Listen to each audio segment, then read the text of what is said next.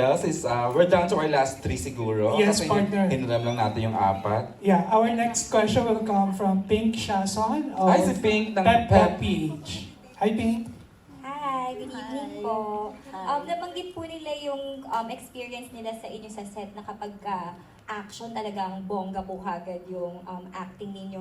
Kayo po ba, naalala niyo po ba nung pagkabata ninyo, may time po ba na kayo naman naka-experience na natarayan ng director and or any experience na tumatak sa inyo na mas nakatulong sa inyo na magaling na actress po? Ay, oo, meron ganyan. Meron ka rin. Oo. Kahit na at 6, Isma. advance ka na mag-isip. Ismael Bernal. Director. Oo. Kasi gusto Isma. niya perfect. Hindi pwede sa kanya yung good lang. Kailangan perfect. Kailangan marinig mo yung cut perfect, very good, thank you. Oh my Ganon. Cut. Oo. Ano pong pelikula ito? Galaw-gaw. Comedy pa. Ano, may lagnat ako eh. 40 yung lagnat ko, pero pumunta ako sa set, late ako ng 10 minutes. Ano Eh, po pero sabi niya sa inyo? Nagalit na, hindi pwede tayo nalilate, hindi in-explain niya. Pero naintindihan ko. Tsaka maganda yung explanation kasi yung mga tao na yan, uuwi pa yan. Kayo, sasakay na lang kayo sa kotse ninyo. Yung mga crew, yan, ang dami pa nilang gagawin. Pero totoo naman talaga. Kaya hindi ka pwedeng mali. Ishmael Bernal pala. ang Yes, nasa- bongga Mabuti po. nga hindi ako nabato ng magic flying chair. Correct. Ay, may gano'n nangyari. Oo. Oh my gosh. Pero hindi ako nabato. Okay. Ay, yung iba nabato. Ako hindi ako nabato. Kung meron pong isa pa pong experience na ano, na maaalala po ninyo with your mentors na gusto nyo pong ma-share ngayon, ano po kaya yun na tumatak po sa inyo? Si Daddy Dolphy, Oo. oo, syempre siya yung maraming payo. Lagi niyang sinasabi na magpapakumbaba ka, huwag masyadong matayog ang lipad ng saranggol ni Pepe. Naman. Pasok ka dyan na. Di ba? Yung mga ganon. At saka kung minsan, kailangan ko daw maintindihan na kung minsan hindi tatayo yung tao kasi nahihiya. Sabi niya, ikaw na lang yung magparaya, anak. Sabi niya, dahil ang hirap ang mga pinapagawa mo, bruha. Sabi sa akin. Ito doon. Daddy. Cute. Bruha daw ako. Sabi niya, pero nung wala na siya, doon ko naintindihan lalo yung sinasabi niya. Madami akong ganon.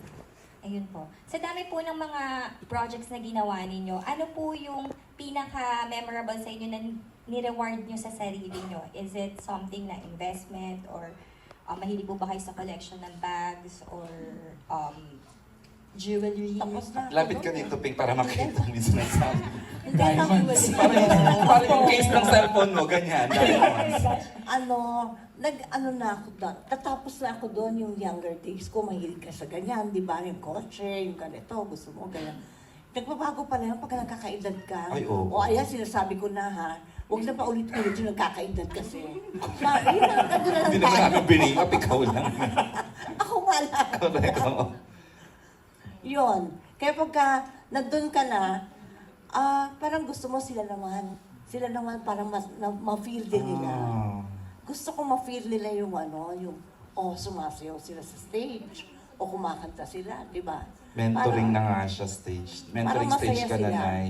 Nagme-mentor ka na talaga. Oo. Ikaw na yung nagme-mentor sa mga tao. Kaya nga eh. Ang dali lang umiyak. Ang dali kausap. Nila. Oo.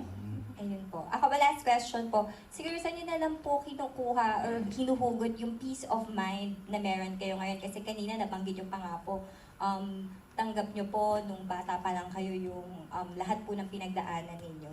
Ang galing po na naproseso po nyo yun, even if, ang hirap din po kasi sa showbiz po, di ba po? Oo, mahirap. Buti ka wala akong ADHD o ano sa katawan. Dama mo, Pink, na she's very much at peace with her career, family life. Na parang naidama namin kung gaano ka.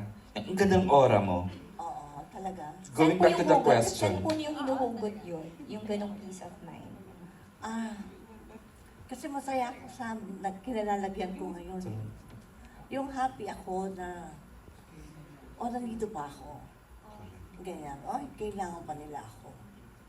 Yung ganon. Kasi may series, may comedy show. Correct. Tapos may vlog pa na nakakaaliw. Yung vlog nyo nga po, ang bongga. Very Gen Z. Oh, di ba? Ang galing. Congratulations po. and Thank you. Thanks, Pink. Thanks, Pink. We're down to our last two. Last two partner. We have a question from a Gen Z. Last, And for the that's last si question. Ken Quito of Yay, si Kapamilya Ken. Quinto. Hello po. Realize tumama ka. He is. Congratulations po. Unang question ko po sa iyo po, Inay, nakabahan po ako. Opo, nakakaba po. Ayun po, tulad po nung napag-usapan po, yung mga artista po na nakakatrabaho nyo, kadalasan po na-intimidate sa inyo. Katulad po ako na-intimidate din. Meron po ba kayong mga nakatrabaho na na-intimidate din po kayo? Or meron po ba kayong mga hindi pa nakakatrabaho na sa tingin nyo may intimidate po kayo? Hindi ako na-intimidate eh. Yan ang problema. Hindi kasi ako na-intimidate. Dahil masaya kasi ako eh. Alam ko kung sino ako. Alam ko kung ano ako. Alam ko kay papagad ako. Yung ganon. Ayun po. Sa apat naman po yung question ko. Napag-uusapan na po natin yung kanina yung tungkol sa sampal. Na-excite po ba kayo na... Masampal? Opo, masasampal kayo ni Miss Maricel. So far ba meron ng sa along the taping natin? Ay! Bawal, walang And ayun po, gaano kayo ka-excited na masampal ni Miss Maricel po? on a scale of 1 to 100. 1 to 10 po. Minsan po, ini-imagine na namin, siguro, ganito yun, no? Siguro, titilapon kaya tayo. Meron na po kami mga scenarios. Tsaka tinanong ko po si Juva na sinampal, masakit. Hindi naman, sakto lang sis. Oo, ganyan-ganyan po. Baka naman kasi makapal yung mukha ni Sheban kaya hindi siya nasaktan. Charot. Okay, anyone else would like to ask the question before we hear from you and tumatawag na ang production, you are needed in the set na daw. Okay lang po. Charot. Joke lang po, Ate Hazel. Sisikahan pa kami. Okay, and before we hear from our Inay Maria, we'd like to, Alexa, please, any word na to describe the whole Maricel Soriano experience na nagaganap sa show ngayon. Siguro it would be incomparable.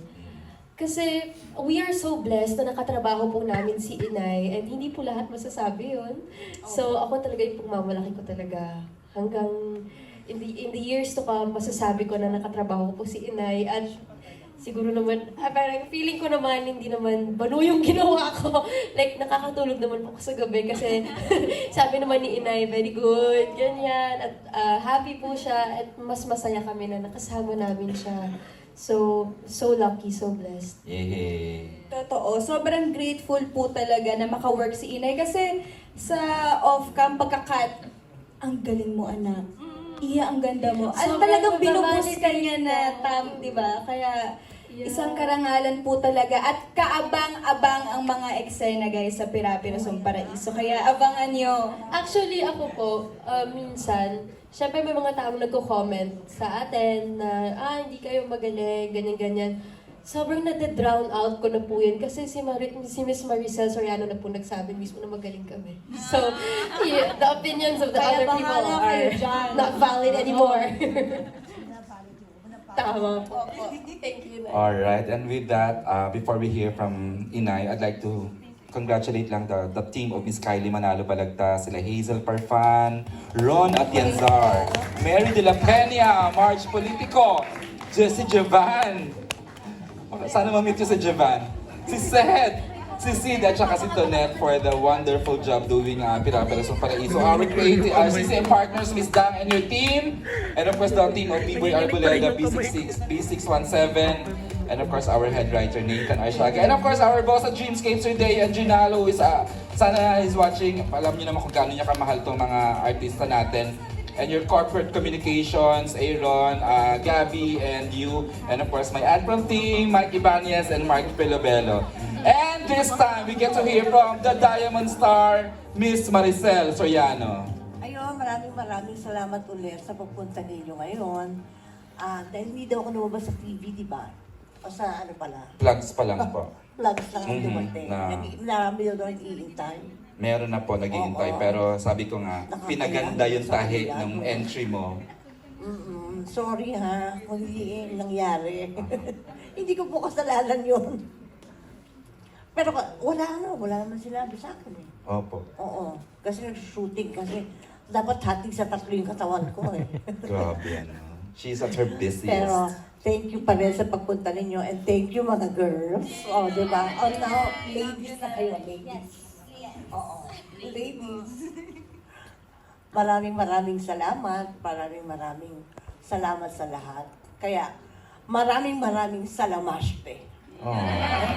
At syempre sa ating mga cameraman, di ba na nag-overtime para Maraming mama. salamat sa inyo. Thank Unbelievable work, hardworking people. And with that, thank you from Dreamscape Entertainment, TV5, and of course, ABS-CBN. Thank you all for joining us this afternoon with the one and only Diamond Star, Miss Maricel Soriano. Nay, for the last time, please try tayo ka dito as we exit na po yung 4 girls dahil tinatawagan na ako ng production. Girls, we can still have selfies with Inay ha, and then I know requested Don a selfie with a photo with Inay and mga OG ng ano. Okay, para sila magkakaedad lang, maganda. Barkada mo lang sila. Exit the girls. Sige, isang ano. Alex, thank you. Alvin hindi nagtanong. Si Alvin Ignacio, thank you. Salve Asis, thank you. Correct, si Miss Charmy ng The Philippine Star. Miss Tessa Mauricio, thank you. Who else? Ayan, Jency daw, who is, ayan. Naku, expert si Alexa dyan. Sorry. Naman, siyempre. Let's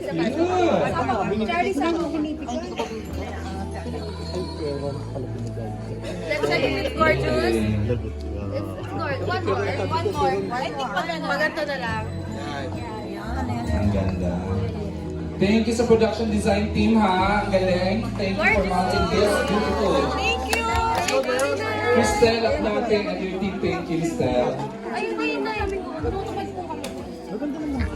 Madali na ako. Makikita mo sa lahat. Tabon, tubig na. Oh,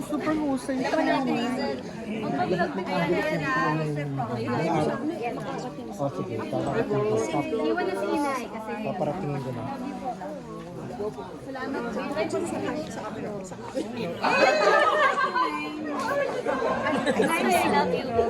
Abiyog! Hindi, mag-ingat ka na dito dalawang abiyog. Ay, ito sa hinihilang.